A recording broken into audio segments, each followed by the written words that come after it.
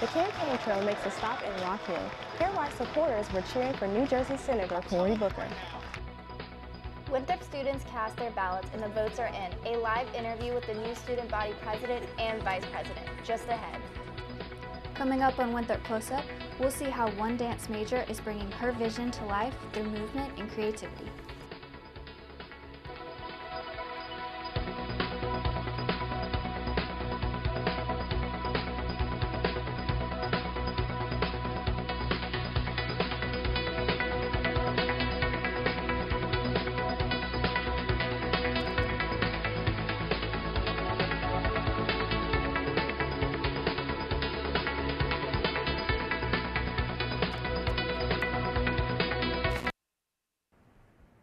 Welcome to Winthrop Close Up. I'm Jessica Batista. And I'm Kennedy Harris.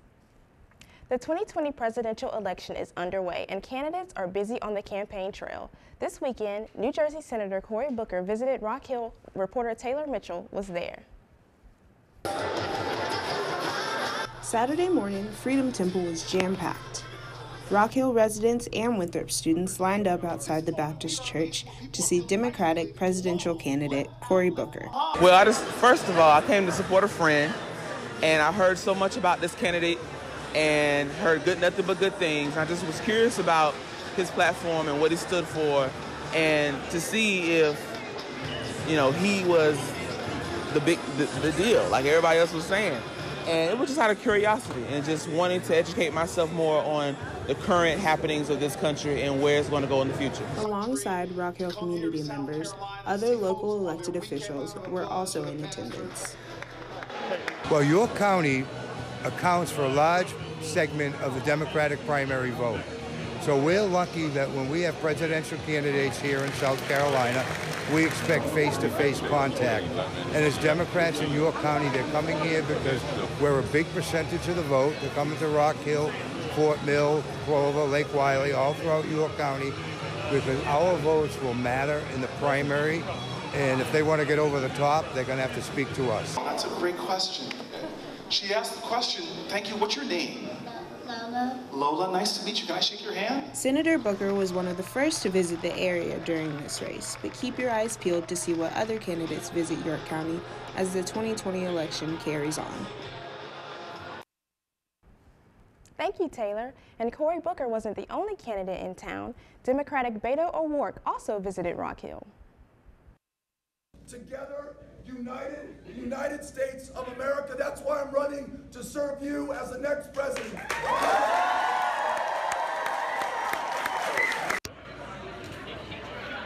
O'Rourke rallied supporters in Amelie's Cafe in Rock Hill. He expressed support for the African American community and outlined the challenges he faces in the state's Democratic primary. Public opinion plays a major role in guiding election outcomes, and there's no better way to learn about it than citizens' political attitudes than the Winthrop poll, which was recently recognized as a threshold poll. Dr. Scott Huffman, director of the Winthrop poll, explains what the means in the upcoming primaries. So the Winthrop poll is still remaining what it is, which is measures the attitudes of South Carolinians and residents across the entire South. But every election cycle, we also do a few election polls. Well, our general election polls have been 100% accurate, and the news organizations have all vetted our methodology, and they decided that our poll will be used as a threshold poll, meaning that any of the Democratic presidential candidates who get a certain percentage in one of our polls will be allowed to participate in the national debates. The only difference is some of the sample is drawn directly from registered voter files, so we will be asking for a specific person. The most recent poll shows that South Carolina residents are still some of the strongest supporters of President Trump with an approval rating at 42%.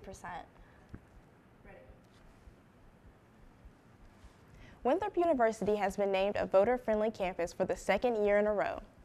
The group's Campus Vote project and the Student Affairs Administrators of Higher Education gave Winthrop the designation for efforts to raise awareness of how students could vote and get them engaged in the 2018 midterm election. Winthrop hosted over 30 elections-focused events that drew over 2,000 students.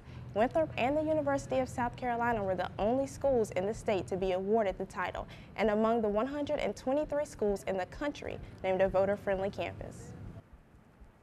The school had a goal of 25% student voter turnout. No word yet if that goal was reached, but we'll keep you up to date as information comes in. The student body election results are in. Reporter Brooke Frierson is standing by. Brooke? Up next, we have an interview you don't want to miss with our new student body president and vice president. Stay tuned. Fine woman with some twerk with off. I want a slim fine woman with some twerk with off. I want a slim fine woman with some twerk with off. I want a slim fine woman with some twerk with off.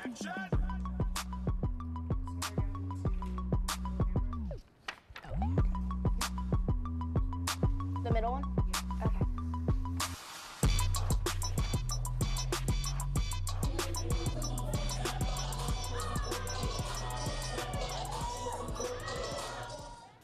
Welcome back. Winthrop students have chosen their next student body president and vice president. The competition was strong and candidates worked hard to win votes. I spoke with this year's election hopefuls to find out why this season was dramatically different from last year. The Belton Jackson campaign and the Khalil Malik campaign, also known as ACT, have both put their bid in to serve as the next chairs of the Council of Student Leaders and Student Body President and Vice President. At the recent election forum, students got the opportunity to hear the platforms of both tickets. This is not my campus, this is your campus. So our platform uses the acronym ACT, Accountability, Cooperation, and Transparency.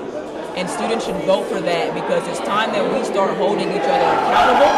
And with accountability, we will then be able to cooperate because we will have a set amount of expectations from various organizations and departments on campus. So when you have the A and the C, the T falls into place to make ACT. So our platform is based off the emphasis of what we keep saying is be more. So it means on the student side that you can be more than a student here and foster new ideas that will help contribute to Winthrop University.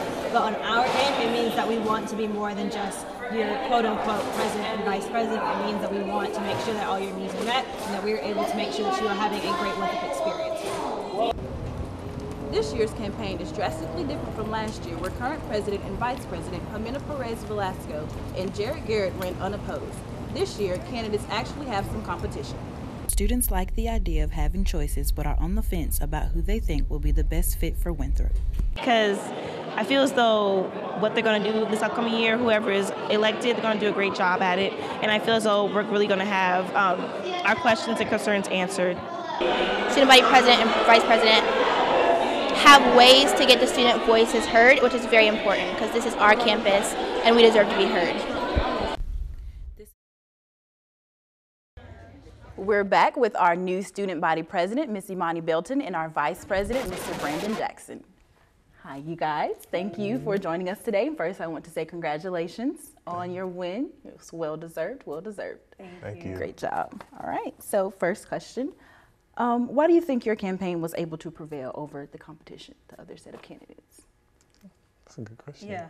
I think what set us apart from our ticket and then from the previous, for the other tickets, is that we have been in council for a while now. Mm-hmm. So we know the ins and outs, but then also we were able to convey messages that we knew were realistic and that we're able to work. Mm-hmm. So to hopefully, to get the votes that we needed. Okay, makes sense. So the margin that you guys won was kind of small, 16 votes actually. So obviously there was a lot of support for the other ticket. So would you guys be willing to, work with, I guess, their team and their ideas to actually make sure that all of the student body's concerns are met and that all their concerns are listened to? Yeah, absolutely. They did come with really good ideas. Mm-hmm.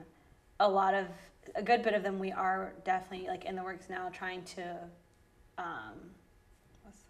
collaborate Mm-hmm. with them to make sure that their voice also is heard and the people who did vote for them, their voices are also heard, because that is something that we are really big on. But then as far as the other stuff, we're just trying to make sure that we can make sure both sides of the aisle are happy. Okay.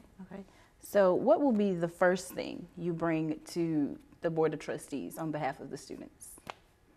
I definitely think the one thing that was asked in the forum was what would I actually be doing.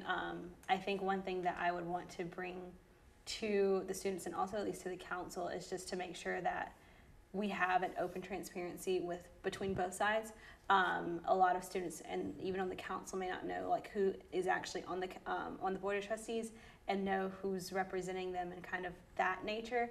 So at least trying to first set up like a meet and greet with the council and the board of trustees just to kind of make sure we have that communication between everybody, and then probably also if they will allow doing one with student leaders or even the student body. Yeah, those are some really good ideas. So lately, I think a lot of students have noticed that like student engagement is down. Like you go to events, there's not really a lot of people there. So how will you guys in CSL work with the rest of the student body so we can all come out, you know, support each other? Because that's what Winthrop is all about. Yeah, absolutely. I'll take this one away. So for those who were paying attention and who did vote, our campaign was Be More, and our primary objective was actually to focus on cross-collaboration with different organizations, student groups, departments on campus, not necessarily staying under the Student Affairs Department, but branching out. So we'd like to start doing that and making that work. So we're trying to get in the works. We're working with Residence Life for an upcoming program this fall. It's gonna be it's a program that like everybody's been asking about, so it's actually gonna be one to be at. But we're actually trying to meet the needs of the students in terms of student engagement, because like, yeah, events happen on campus, but if they're not appealing, informative, or just overall engaging, we're not gonna come. So if we give y'all what y'all asked for, we got y'all. All right. Thank you guys so much for joining us. We appreciate you guys coming, and congratulations again. Thank you. No problem.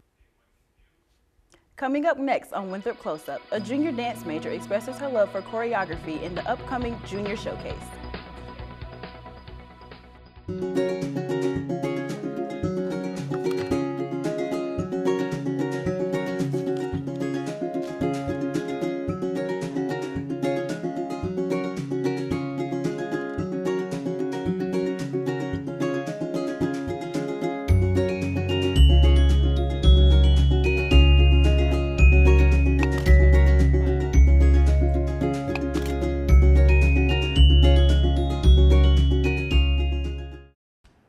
The end of the school year is coming up, which means final projects, papers, and in this case, final performances. Reporter Christine Shannon sat on a rehearsal to see what it's like for one of our dance majors to choreograph a piece for the end of the year showcase. Reach up this way on the diagonal. Yeah. Dance major Emily Bollinger has been hard at work choreographing and preparing her dance piece for the upcoming Junior Choreography Showcase later this April. Her piece, inspired by her passion for dance and her love of expression through movement, has challenged her to grow as a choreographer. It's been difficult to come up with a 5-minute choreographic piece for 4 other girls. They have done a great job, but it's hard to come up with that much material. Her creativity and passion for dance truly shine throughout the piece. Even her dancers agree that this is one that audiences will love. I do think that audiences are gonna like it, just because it's really pretty and the music's really soothing.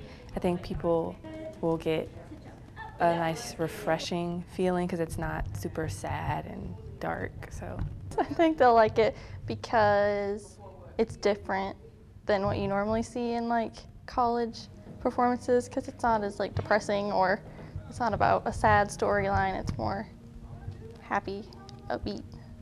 Through working on her piece and within her major, Emily uses dance as a way to express herself and feel truly happy. Dance is just a way for me to show my emotions in like a different way. So if I'm feeling bad or anything, dancing just makes me feel better.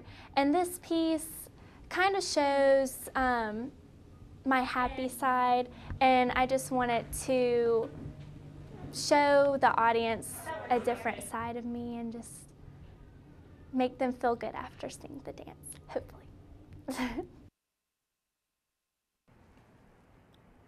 If you want to see Emily's dance piece, it will be performed at this Junior Choreographic Showcase on April 18th and 19th, where you can purchase your tickets at the door.